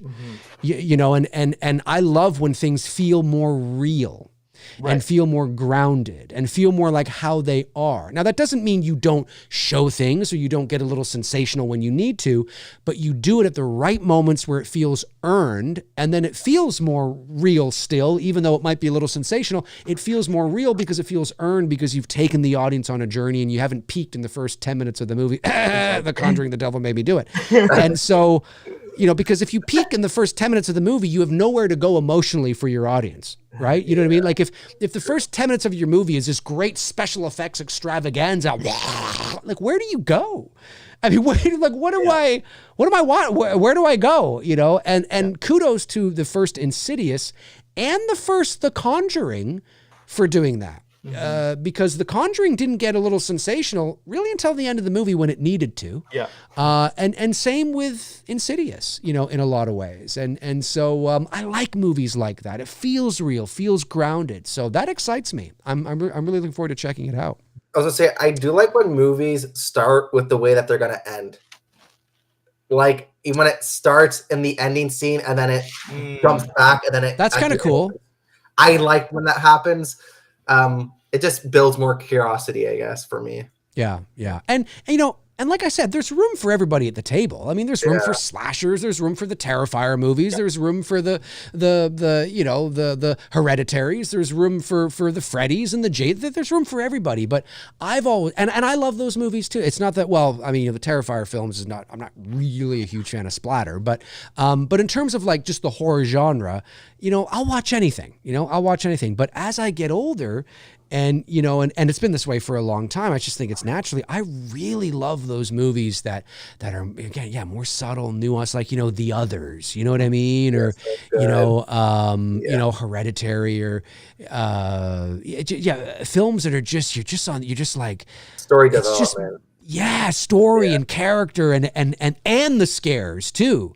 You know, but it's just rich in mood, and I mean, the first It Follows was really well done. Right. You know, like just a really, I mean, that's not a sensational film. There's nothing sensational in that movie. I mean, one of the scariest fucking things in that movie, and rest in peace because he's since passed away, but is that big, like, 7-foot guy that comes out of nowhere into the bedroom. That's like the scariest thing in that movie. Right. And it's nothing. I mean, maybe he's got some makeup on his eyes, but there's no wild special effects happening. It's just all of a sudden, whoa, where did he come from? You know what I mean? It's just, I love crafting things like that and really getting into the psyche, of your audience. And It Follows was great. Are you guys looking forward to the sequel to It Follows? Yeah. I'm really excited. I'm a big fan of It Follows. I have been for a long time. So, I just hope it's good. I don't know how much further they can take it and make it a good movie. Gotcha. Yeah, I know what you mean. Yeah. I know what you mean. Yeah, it's the same with the film that I'm working on now, which is because it's inspired by true events. It's not it has a beginning, a middle, and an end. Yeah. So it's not like it ends on a cliffhanger, because then it's like, what get a series out of it. We're gonna have 9 of these movies. I'm like, oh my God. So it does have a begin. It's supposed to be a one-off. I mean, that's the idea of the thing. And somebody asked me not long ago. They said, well, what if that movie, your movie is big and it makes a lot of money and does well, and they want to do a sequel. I'd be like, a sequel? I'd be like, but then, so the first one's inspired by true events, but the sequel's not, because the sequel would be about something that never happened. Yeah. And I'm like, he's like, would you do it? I'm like, I wouldn't be inspired to do it. I wouldn't feel like I'm done. I've told my story. You know what I mean? Like, I don't need to, I'll just hold out my hand. And you'll pull a John Carpenter and you'll come back 40 years later. That's I'll just it's a great thing happens. I hold out my hand and a check falls into my hand. I'll become John Carpenter. Yeah. But no, it's funny. But all right, well, let's start talking about our top 5 favorite Halloween / Michael Myers moments from the franchise. 5 of them from the franchise. Calvin, I will let you go first and you can do it in order or no particular order, or you're just throwing things out there. What is one of your favorite moments or favorite Michael Myers, whatever it is, from the Halloween franchise? Okay. So I will start on a bold note, and I will pick from Halloween 5. Ooh! Yeah. Oh, it's the clown music. No, go ahead. Yeah. No, it's I really like the laundry chute scene. That part's always got to me, and it's always gonna be in my top 5 just because I'm a claustrophobic person. So I always, whenever I watch that scene, I kind of put myself in Jamie's shoes. Like, I can't imagine being in such an enclosed space and then you have someone trying to stab you. That was real, apparently, by the way. Yeah. That's what I heard. She got hurt in that scene. So I just thought it was super intense. And also, I always felt like my cousin way back in the day looked like her. So I felt like I was watching my cousin in that situation, and it always kind of got to me. Gotcha. Okay. So, all right. Number 4. Number 4 would be in Halloween 4. I love Dr. Loomis's 6 bodies, Sheriff. That's what I've seen. But you can give me which one. A filling station in flames! I'm telling you, Michael Myers is here in this town! He's got shit in his underwear and he's... Yeah, no, I hear you. Love that. I just love how wild he is and unhinged. I can't help but think of you now when I hear it, but...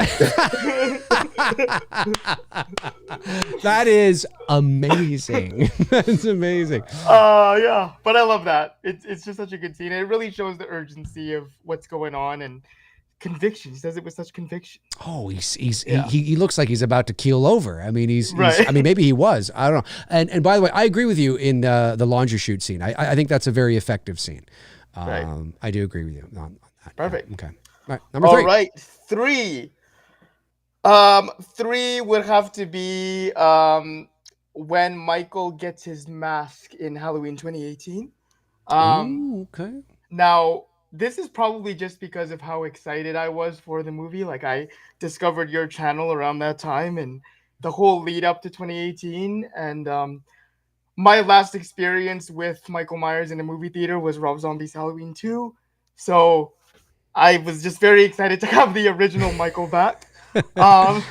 So I remember I went to the theater with my girlfriend at the time and my best friend, and I sat in the middle. And they all know how big of a Halloween fan I am. So This is Halloween 18, right? Halloween 18, yeah. Okay, all right. And so when he takes the mask slowly out of the trunk and then he puts it on his head, Yeah. they both looked at me. I remember they both looked at me, and I'm literally just like, ah!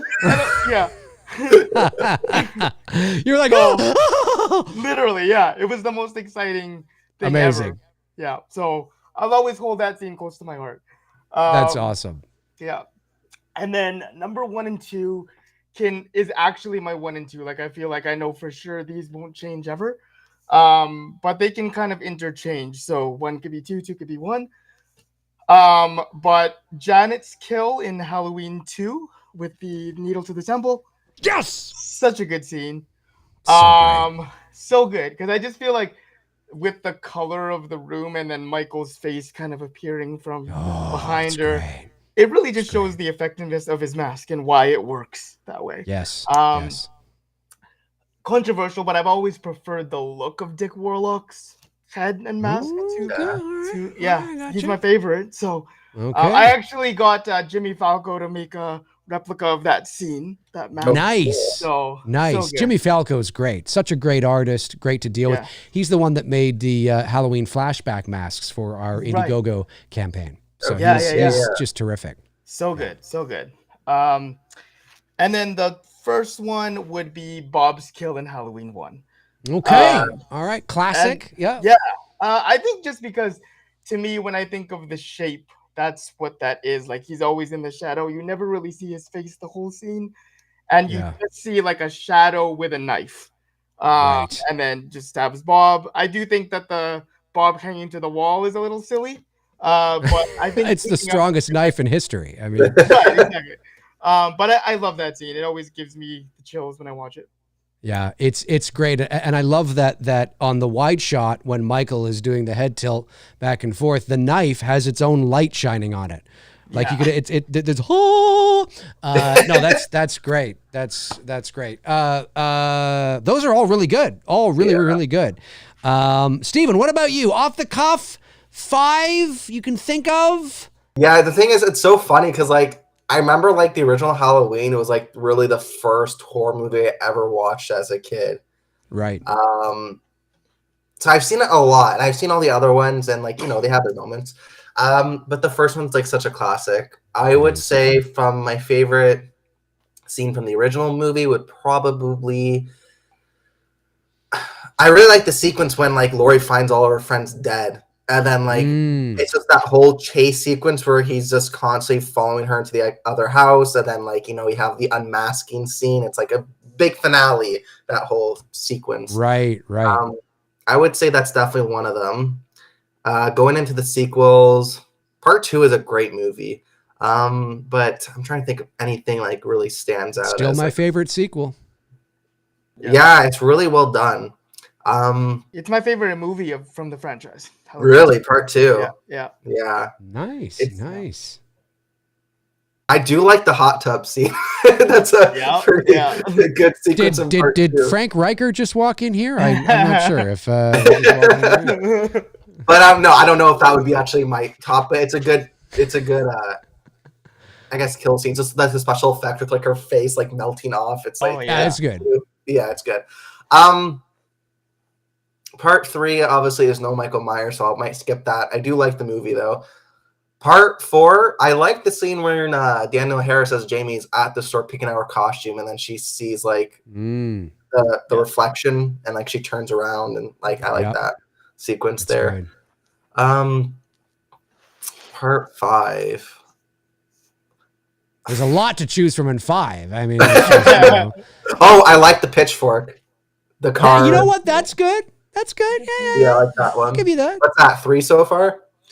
1, I No, like it's 4. H2O chasing when you have, when they're Josh and Michelle are running, and then they get into that gate, and then their keys are on the other side and try to grab I it. love that. yes. And then Yeah. Jamie Lee, like they get them in, and Jamie Lee's just face to face with them. Yes. That's still one of my favorite scenes. And I know there's some flaws and issues with H2O, but I love that movie. Somebody needs to AI the OG Michael Myers mask on what's his face? Why am I forgetting his name? Chris Duran. Thank you. On Chris Duran's face in that scene, just to see, even if it's a quasi shitty job, just to see what it looks like. I guess somebody could just take a still image and Photoshop it. Maybe I'll do that. Fuck it, I'll do it. Fuck it, we'll do it live. Fuck it, no. But I've always that meeting of the legends, the past, I remember you, and the whole it's great. That is good. I'm not a fan of H2O overall, but there's some, again, like in every movie, there's some redeeming qualities. I pulled up a quick 5 for myself.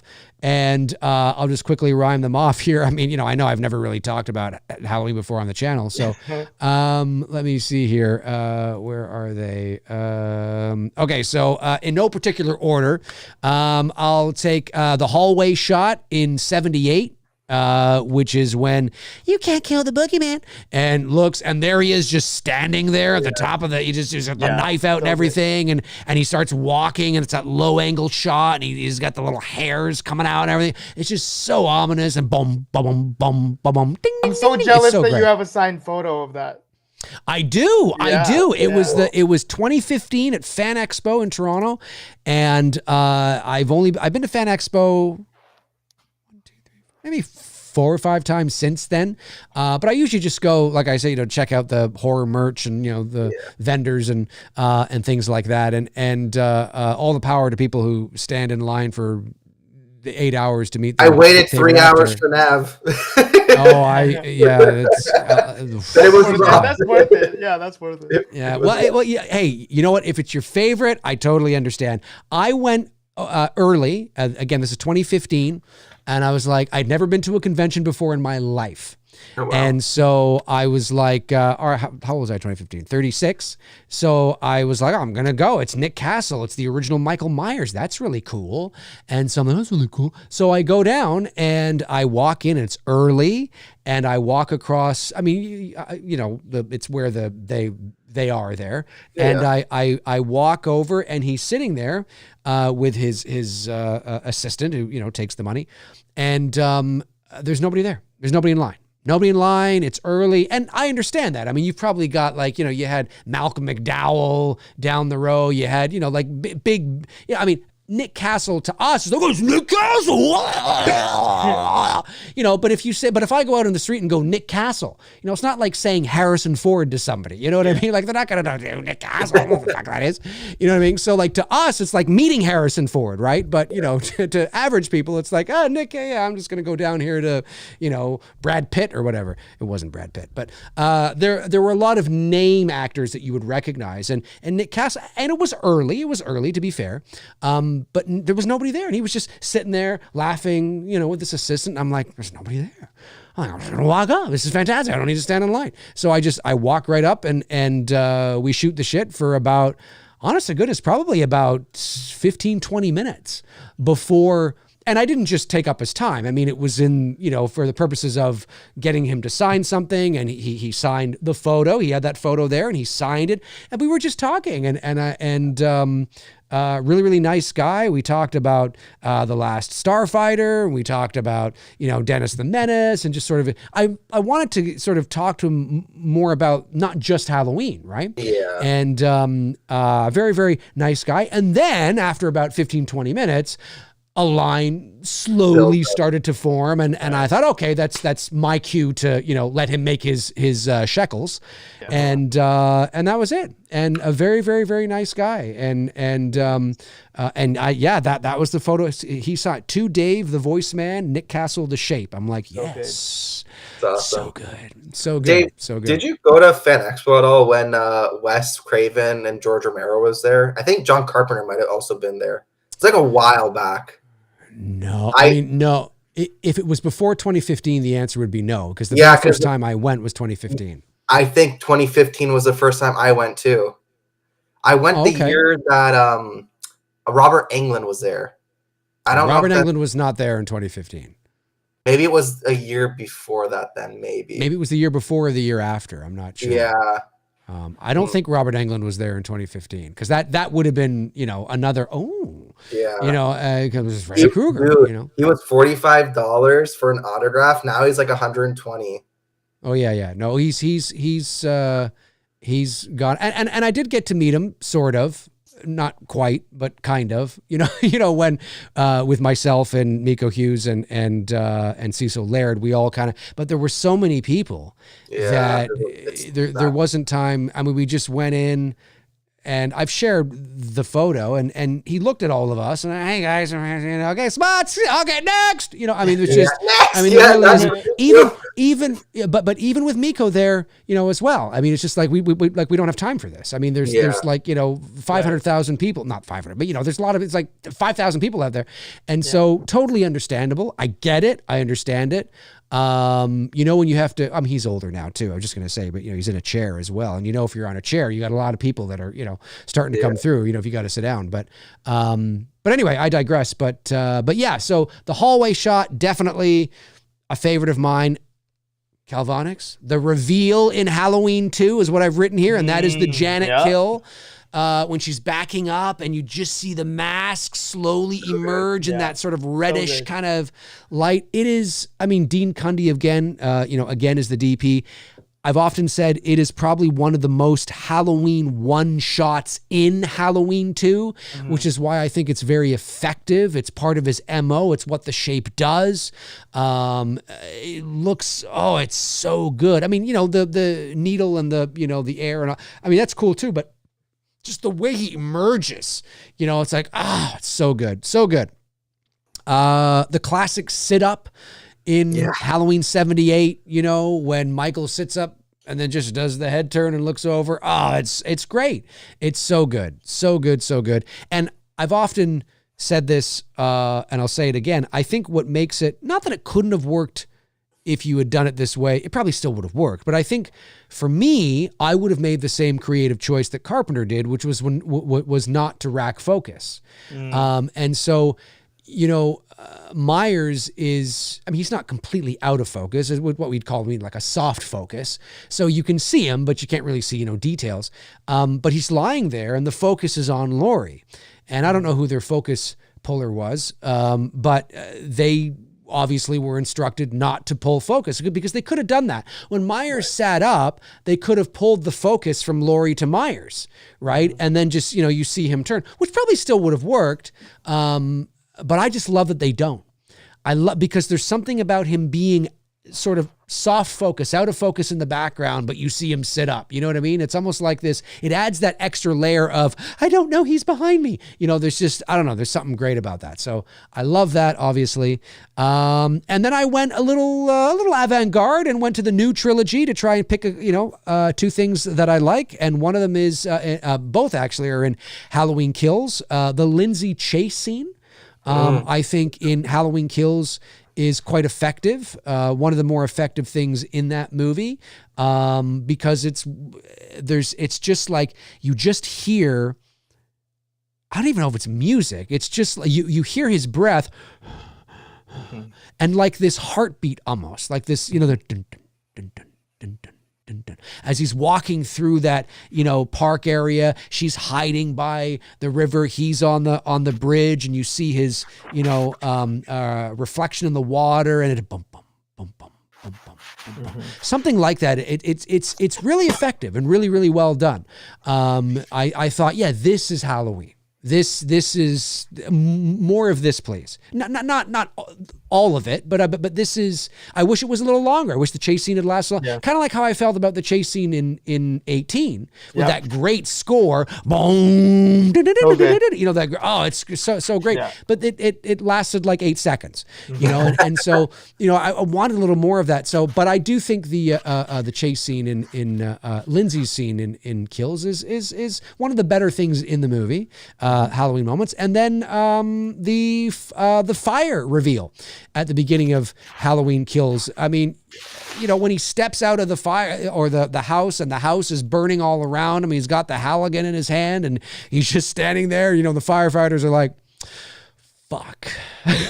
You know what I mean? It's fun. You know, like I'm like, it's a cool shot. Like we've never seen this before. This is a cool shot. They've done a really good job. I mean, the movie is, we can talk about the movie all the time, but that shot it's cool. Like it's a cool shot. That's a nice moment. So that definitely is one of the more redeeming things, or, you know, redeeming moments and shots, definitely from the new trilogy. So that's what I would say there as well. Nice. Which is pretty good. What do you guys think? I'm surprised the skull fuck the shit out of you, bitch, didn't make your list. Well, I was thinking about it. Ronnie, oh God, I'm sitting beside my 63-year-old mother. I'm like, oh my God, what is whenever you tell me that just tell that story, I cringe just thinking about it. Like I can't. Yeah, because I'm one of those people that I didn't have, like I had the, you know, the kind of relation with your parents where, you know, you don't talk about sex with your parents. You know what I mean? You don't sit and watch, like I'm not going to sit and watch a love scene with my, I'm you know, and then I'm not the kid that went to the strip club with his dad when I was in college. You know what I mean? I've told that story before. When I was at a strip club, I was in college. We were all sitting there. I turned around to look at, because it was at the Sundowner in Niagara Falls, Canada. I think the Sundowner is still there. This is 1999. I'm sitting there, and behind me is, there's like, they had like 2 or 3 stages, and I'm looking like this at a girl on stage, and I'm watching, and then in front of me was this table with an older guy and a guy about my age, and the waitress comes over and asks them, I'm watching the girl, I hear their, you know, conversation, and the waitress says, you know, would you like anything? And, you know, the guy my age says, yeah, I'll have I don't know, a Coors, or, you know, a Canadian, I don't know what he says. And then he turns to the older guy and goes, Dad, do you want anything? And I'm like, Dad? I'm like, Dad? You're at a strip club with your dad watching girls your age? And I'm not to say that the dad's not going to, I mean, listen, we're all, I get it. It's just, it's weird. That is I would weird. never take my dad to a strip club. Dad, let's go watch naked boobies, Dad. Come on, Dad. You know, it's like weird, man. That's me. Yeah. If you have that kind of relationship with your father out there, anybody out there in the world, all the power to you. You sit at Pervert's Row and you soak that shit up with your father. But I'm not. So if I hear the words, I'm going to crawl over there and skull fuck the shit out of you, bitch, I'm sitting beside my 63-year-old mom. I'm just kind of like, awkward. You know, I'm like, oh God, it's 5 minutes into the movie. Is this what the movie's going to be? Oh my God. Yeah. You know, I should have known. I should have known. And that's on me. I have no one to blame but myself, because it's a Rob Zombie movie. So I need to know, like, what did she say about the movie afterwards? Oh, she didn't like the movie. I didn't like the, my mom, rest in peace. My mom was a big Halloween fan. She loved the original Halloween, and loved it when I would, you know, dress up as Michael Myers for Halloween, all that kind of stuff. And she really got a kick out of it. Yeah. And she was every Halloween. We'd watch Halloween together. And so she was cool. She was a cool mom. And so when the remake was coming out in 2007, we were like, well, let's go see the remake. And yeah, we were very, I mean, that opening line from, you know, Ronnie aside, whether that was in the movie or not, so she didn't like the movie at all. No, she was like, well, this isn't, I mean,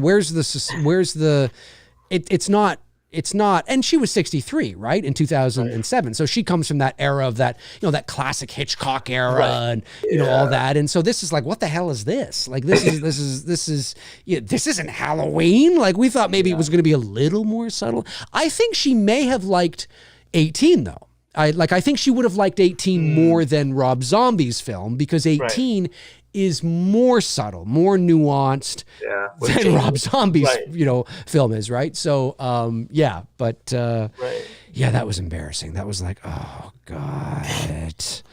I'm like, this isn't going to be like, I hope I'm not going to actually see that take place now. Am I? Like, is he going to crawl over there and do it? Like, am I going to see this on screen now? And after, I'm sorry, Mom, we got to get out of here. Really fun. That's so funny that you feel that way. Cause like I watch a lot of movies with my parents. It's like, I just kind of at this point just got used to it. It's like whatever. Yeah, I mean, who knows how I would feel now?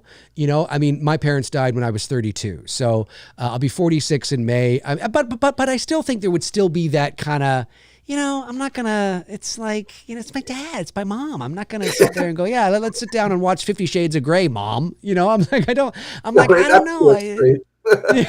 Yeah. Oh, sure. I mean, it's. Hey, Mom, I've rented this great movie tonight on Prime. It's called 50 Shades of Grey. Let's sit down and watch it. And why don't we get my sister and and everybody to come and sit down and watch? No, it just it would have been awkward. But let's jump over to the chat room for a few moments. And I know a couple of super chats did come in. So if anybody has any questions for myself or for Steven or for Calvin, or if you just want to kind of throw it out and for any of us, now is the time to do it. Of course, if you want your question guaranteed an answer, that comes by the way of super chats or a member chat in the case of our members. But here we go. Movie Chat and More Part 2 became a level number 2 member. I thought you did that yesterday, Richard, but he's back. Matthew Farisi, level number 2. Why is these? I thought this was yesterday too. Maybe it's spilling over. Not sure. Anyways, Josh McKenna, $9.99. Thank you, Josh. And says this is from yesterday's show. I saw that. This is so funny. You saw that. Oh my God. Whenever I watch Scream 2 and hear, why do you always answer a question with a question? Quote, I'm inquisitive. I'll think of last night's stream, Dave. You actually answered it. That was hilarious. So for those of you that don't know what Josh is talking about, on last night's stream, when we get to the Q&A portion of the show, this towards the end of the show, and I'm reading, you know, super chats and member chats, and I've read them all. So I dive in to try and find a few ones that were not super chats. And this viewer was quoting Scream, but I wasn't aware that that's what he was doing because I'm not brushed up on my Scream quotes, I guess, other than hello, Sydney, and, you know, whatever. And I took it as him asking me, why do you always answer a question with a question? Are you you know, because I had just not long before I read that out, I had actually said that I'm an inquisitive person. And so I thought, which obviously prompted him and reminded him of the quote from Scream. So then, but I thought he was asking, I thought he was like, so why do you say you're inquisitive? And anyways, it was a whole misunderstanding. And I spent the next like 15 minutes talking about why I don't answer it. I'm an inquisitive person. It was a long time. It was a very long time. I know. Well, what else is new? I mean, I could talk about pickup sticks with my butt cheeks for 45 minutes if I had to. And so that would be interesting. And so I was going on, and people, I didn't realize people in the chat like, Dave, no, Dave, it's not, no, Dave, you need the cane, you know, to bring me up. Anyways, it was all in good fun. I had a good laugh about it afterwards. So that's why I made that post, because I wanted that poor guy to know that I'm so sorry I didn't. And he's like, don't worry about it. It happens. If I had just looked more closely, I would have seen that he put it in quotes, and then I would have been like, oh, he's quoting somebody. But I didn't see it. Totally my fault. Eddie Chase sends a $9.99. Thank you, Eddie. And says, most iconic moment is the end of part 1, where Loomis's face is showing so much emotion, and Michael's breath heard in every room and place he's been. Chilling. Evil never dies. Yeah. What do you guys think of that? You think that, I mean, it is a great ending. Yeah. It is a great ending. I love how part 2 literally just picks up right where part 1 ended. It's so great. Yeah. It's so great. I prefer Loomis's look in the first one when he sees that Michael's gone than in the beginning of the second one. Just because in the first one it's more so like I expected him to not be there. Like, of course, like he's the boogeyman, you know. Whereas the second they kind of changed it a bit. Yes. Yeah. Oh, I see what you're saying. Yeah, it's when he gets to the bottom of the stairs and he's in the doorway. Right. And he looks and you see him go. Yeah. You know, like that. And then there's this I know. I love you know, and I love Halloween 2. It's my favorite sequel still to this day. My favorite Halloween sequel, and I agree. It canonically it picks up right where it's just like, you know, one movie in two parts. It's all that, but there's that shot, this Looney Tunes outline of Michael on the grass makes no sense to me. Not just because when he fell off the balcony in part 1, there was no grass and it was just basically a dirt lawn with a couple of weeds, but because I think it's more effective, because first of all, and he wasn't lying on the grass long enough to leave that much of an imprint. I mean, that looks like a snow angel on the grass. Like, how long was he? How heavy is he? 800 pounds? I mean, how is he? Like, was he lying there for 6 weeks? I mean, that would not be there. And creatively, from a directorial standpoint, from a storytelling standpoint, I think it's much more effective if he had just come down, he's leaning against the doorway, he looks to the grass. Okay, it's grass now. Okay, you have the grass. Okay, let's say we got to go with the grass. Okay, it's grass. You show the grass, but you just show the lawn. You just show the lawn. You don't show an imprint, a Looney Tunes cardboard cutout kind of thing, like he's going through the wall and, you know, some sort of, you just see an empty lawn. And then Loomis goes over, he kneels down, and then the same thing plays out. He puts his hand on the grass and he looks at his hand and there's the blood. And that is what tells you he was there. Right. Not the outline, because if the outline is there, what is he doing going over there and putting his hand on the grass? Right? Like, he knows he's there for dramatic effect, I guess, you know, but it's much better if there was no outline and he's like, what the, and he goes over, kneels down, there's the blood. And then he looks up and you hear the beginning of that sentence. What's going on out here? Call the sheriff, call the police, tell him I shot him. Just that would have been like, oh my God. So I'm not crazy. He was here. Rather than this Bugs Bunny outline, I'm just like, it looks so silly to me. Anyway, I digress. Sorry about that. I'm going off on a tangent. Art impact. Yeah. It's just crazy, but it's so good. Eddie Chase follows up with $4.99 and says, "Can the Scream series kill everybody of Can the Scream series kill somebody of significance? Nev has survived 6 films. There is no more edge, according to Eddie." What do you guys think about that? Do you think they could kill Nev Campbell? I think they could pull a Dewey for Nev Campbell. The audience will think she's dead, then by the end of the movie, she's still alive somehow. I see what you're saying. What do you think, Calvin? I think that as long as the new characters that they're bringing in for the 7th installment are strong, then I would be more comfortable with it. I think they can do it as long as the characters are good. But if they're all kind of cookie cutter or shitty, then don't do it. Yeah. Right. Well, I think at this point, like I said earlier, if you're going to kill her, if you can somehow convince and have a story that brings back Melissa Barrera, right, and Sidney Prescott is that might be, depending on how it's done, it might be.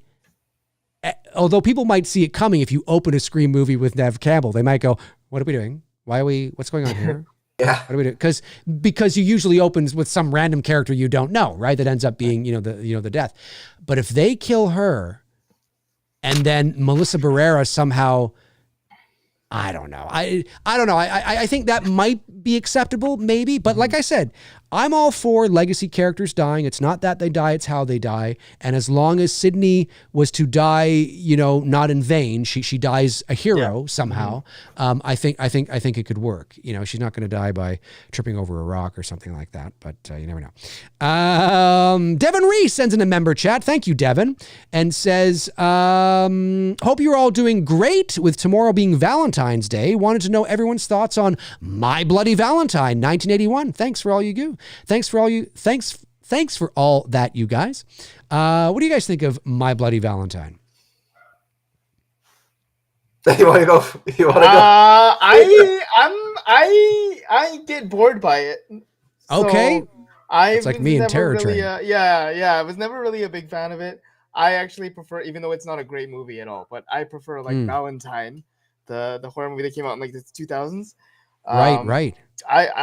That's my go-to horror Valentine film.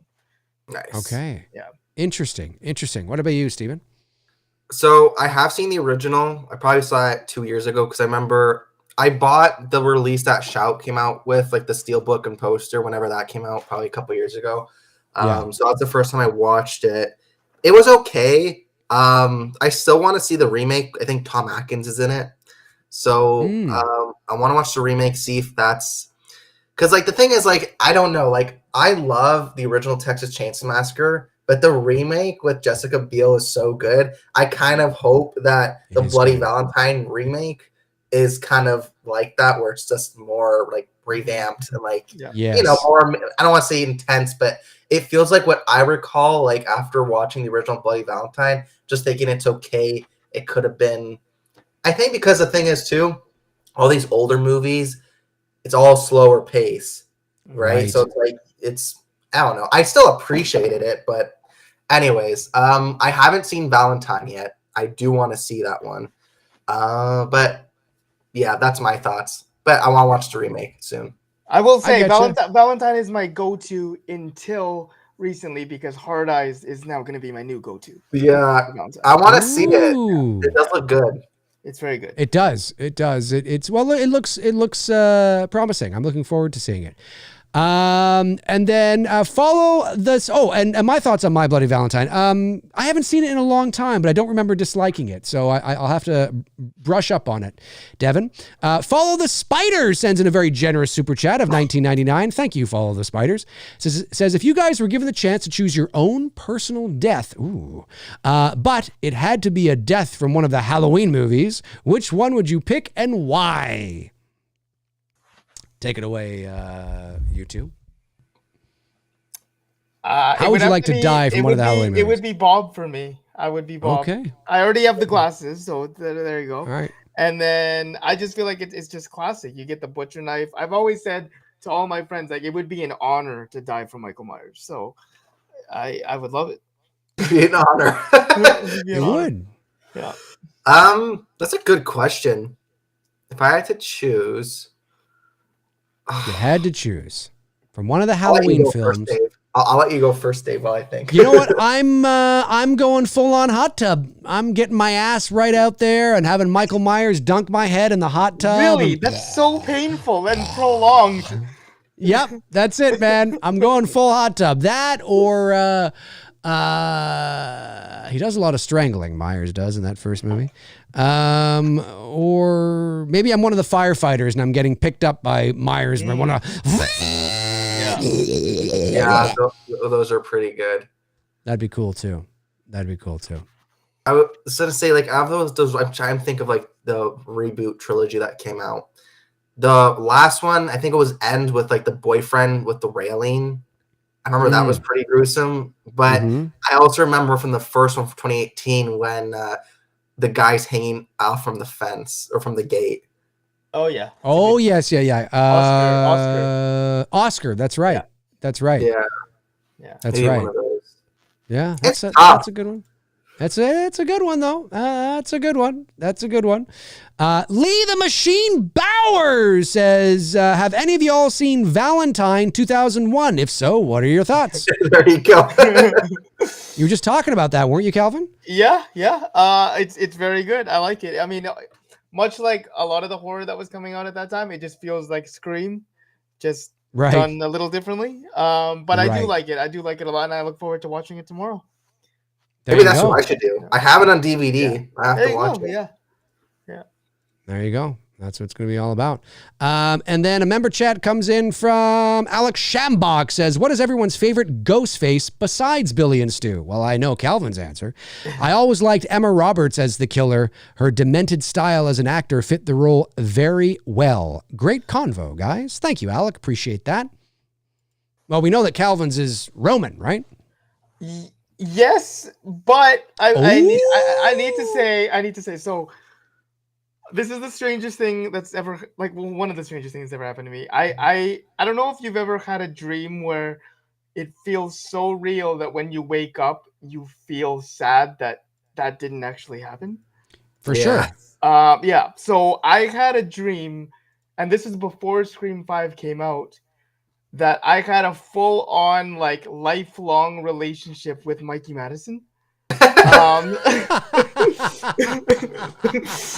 That's amazing. Yeah, and we were like madly in love. Like, and I only knew her at that point from Once Upon a Time in Hollywood. That's the only role that I knew her from. And and so yeah, like when I woke up, I remember being so sad that she's not my wife. you and then you got up in the morning and you rolled over and you looked at your wife and you said, I guess it's no. That would actually be a funny short. Have you seen, what was that? I forget it. It was a British short web series, I think. And it had that guy that's in, he's in a lot of those films with, why am I blanking on all these names? Anyways, I'll just tell you, it's older now. I forget the name of it. I believe it was a web series. I think, maybe not. Okay. But they were short little skits, and there was this British actor who we've seen in a ton of shows, like, or films like, Shaun of the Dead and all that kind of stuff. Not Pegg, not Simon Pegg, but right. the other Nick Frost. I think it was him. Okay, yeah. And he wakes up. It's like a short little skit. I just roared at this. He wakes up in the morning, and he rolls over. He doesn't roll over. He wakes up. He's like, oh, obviously he'd had some, to drink or whatever. He wakes up, he looks over, and he sees he sees a woman lying beside him, and she's plain, not that attractive, I guess. She's snoring. They make her look and sound really like, oh, you know what I mean? Right. Yeah. And he thinks he's just had, a one night stand, and he's like, oh my God.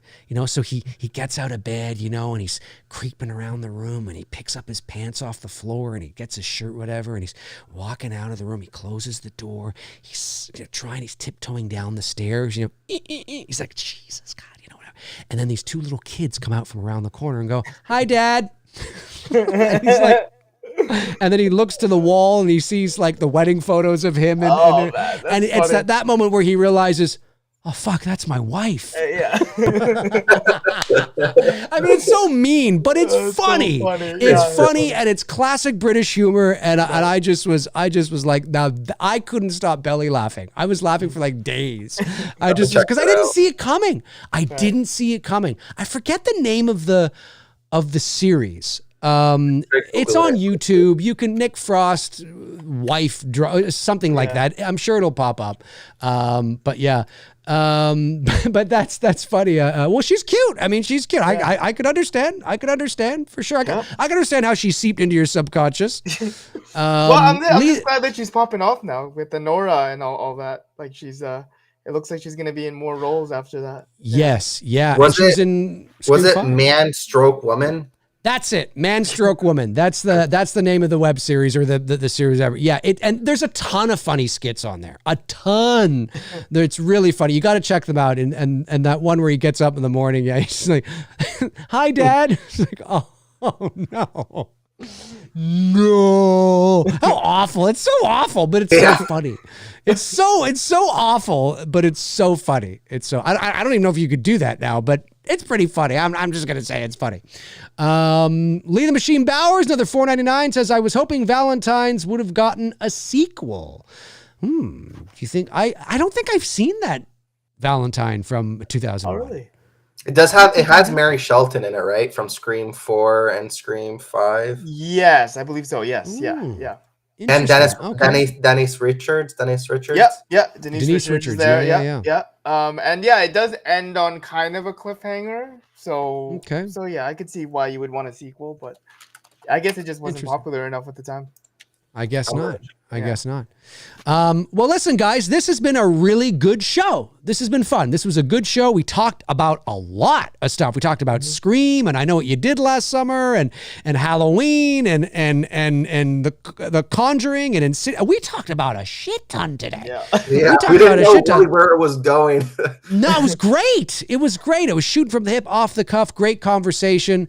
I want to thank you guys again for your extremely generous contributions to the Indiegogo campaign for It's Me, Billy Chapter 2. We really, really appreciate it. It means a lot. And I want to thank you guys for coming on and hanging out with me for, coming up to 2 hours here. I think it just flew by. I think it's great. Stick around after the show. We'll have sort of, a little more of a formal goodbye. But folks, I want to thank you for tuning in to this episode of McRae Live. If you're watching after the fact, jump into the comment section and let Calvin and Steven and I know about anything that we talked about here today. Any Scream. I mean, God, we talked about like 900 different movies, I think we talked about. Jump into the comment section and let us know your thoughts on anything we had to say here today. And I really appreciate the super chats that came in, the member chats as well. And I will be back soon with another episode of McRae Live at some point eventually. I don't know when, but eventually it will happen. Calvin and Steven, any last things you'd like to say? Do you mind if I do a shameless plug? No, be shameful. Calvin, I want this to be the most shameful plug in the history of shameful plugs. Take it away. Okay. All right, here we go. What's up, guys? So my name is Calvonix. You might have heard my name mentioned every now and then through super chats, but I do make rap music. So I am a rapper. I have an album called Ego coming out on March 26th. But I am on all streaming platforms: Spotify, Apple Music, YouTube, anywhere you stream music, I am there. So please check me out. It would mean the world. I do have 3 songs with Shelby Hanley from It's Me, Billy. She does sing as well, in case you didn't know. She does. So check those out. They're really good. And I hope you like it. And best rapper alive. Amazing. I don't quite think you were, I think you need to be more shameful. No. I'm just kidding. Ego is the name of the album? Ego is the name, yes. Ego is the name, and it comes out on? March 23rd. March 23rd. It'll be on Spotify and all the music streaming platforms that you can Apple Music and iTunes and all that and all that kind of stuff. Ego. Check out Calvonix. Ego, March 23rd. 2025. Amazing. Steven, any last things you'd like to say? Thank you, everybody, for stopping by and hanging out with us. Thank you, Dave. And if you guys want to, check out my YouTube channel, it's Geek Out Cinema. On Instagram, my username is also Geek Out Cinema, so you can follow me there. I'm pretty active there. And thank you guys for stopping by. It was fun. It was. Awesome. Again, thank you guys for hanging out with me, and thank you all for tuning in. And I will be back next time with another episode very soon. Alrighty, in the meantime and in between time, cheers.